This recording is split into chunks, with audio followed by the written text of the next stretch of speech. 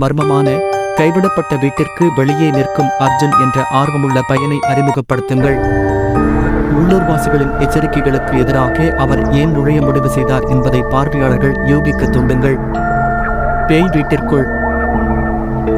அர்ஜுன் ஒரு பழைய தூசி நிறைந்த பத்திரிகையை கண்டுபிடித்தார். கிராக் அதன் பக்கங்களை புரட்டும் போது சஸ்பென்ஸை உருவாக்க தூண்டுகிறது. காதல் மற்றும் இழப்பின் சோகமான கதையை வெளிப்படுத்துகிறது.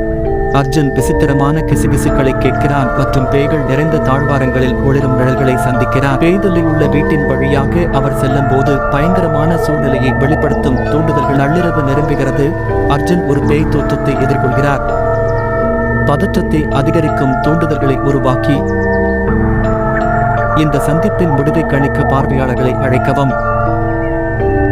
பேய் வீட்டில் அர்ஜுனின் முடிவை வெளிப்படுத்தும் இறுதி தூண்டுதல்களை உருவாக்கவும். அவர் மர்மங்களை அவிழ்ப்பாரா அல்லது பயத்தில் தப்பிக்கிறாரா?